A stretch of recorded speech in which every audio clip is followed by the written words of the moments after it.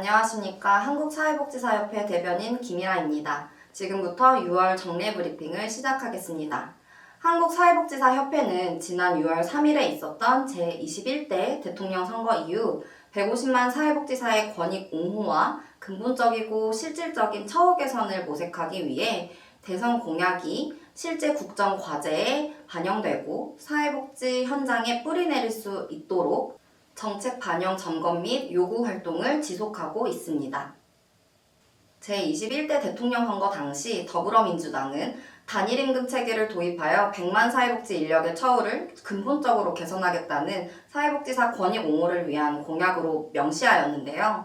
이에 대해 언급한 공약을 구체적으로 살펴보면 사회복지 인력 임금 현실화를 위한 단일임금 체계의 단계적 추진, 사회복지 생활시설의 3교대제 및 이용시설 인력 휴게시간 보장 등의 근무환경 개선, 사회복지 인력의 안전 확보 및 전문성 향상을 위한 종사자 권익지원센터 및 연수원 설치 추진 등의 세부 정책 등을 시행하겠다고 한 바 있습니다.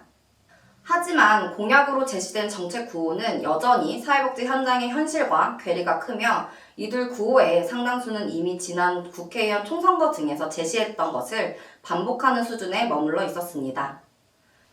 여전히 사회복지 현장의 절박한 목소리는 반영하지 않았다는 점에서 사회복지 현장의 기대를 저버리고 있음에 유감이 아닐 수 없습니다. 한국사회복지사협회는 지난 5월 8일 한국사회복지연대 간사단체로서 당시 더불어민주당 이재명 대통령 후보와 민생정책 협약식을 진행한 바 있습니다. 이는 복지국가 실현을 위한 국가와 사회복지 종사자 간의 사회적 약속을 공식화한 결과입니다. 사회복지계가 정치권에 직접 요구하여 성사된 다짐으로써 민생정책 협약의 핵심 내용은 다음과 같습니다. 첫째, 사회복지 종사자의 실질적 처우 개선 강화입니다. 사회복지 종사자의 임금 기준 법제화, 사회복지사 자격신고제 도입, 사회복지 비정규직 해소, 권익지원 확대 등 사회복지사가 안정적이고 안전하게 일할 수 있는 근무 여건을 만드는 것입니다. 둘째, 촘촘한 사회복지 안전망 구축입니다.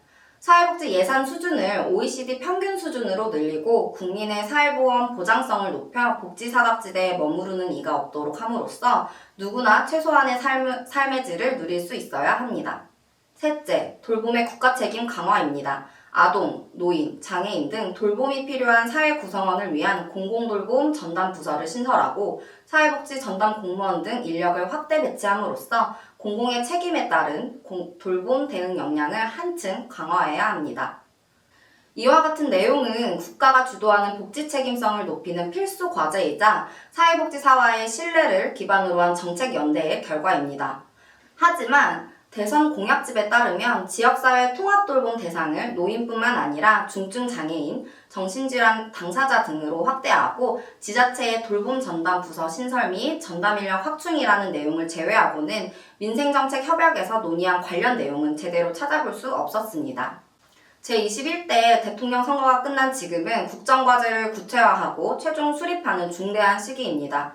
150만 사회복지사와 한국사회복지사협회는 지난 협약의 내용을 국정과제에 명확히 반영하고 반드시 실현할 것을 강력 촉구하는 바입니다.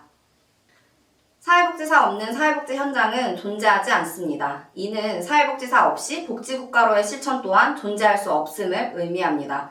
사회복지사가 존중받지 못하는 사회에서 누구도 제대로 된 복지를 누릴 수 없습니다. 한국의 복지국가로의 실천을 위해 이제는 말뿐인 공약이 아닌 공약을 실천으로 옮겨야 할 때입니다. 한국사회복지사협회는 정부, 국회, 사회복지계와의 긴밀한 협력을 바탕으로 사회복지사의 권리와 존엄을 지키고 국민 복지의 최전선에 선 전문가로서의 위상을 반드시 실현해 나가겠습니다. 사회복지 현장을 바꾸는 힘은 연대에서 출발합니다. 회원 여러분의 지속적인 관심과 참여를 부탁드립니다. 이상으로 6월 정례 브리핑을 마치겠습니다. 감사합니다.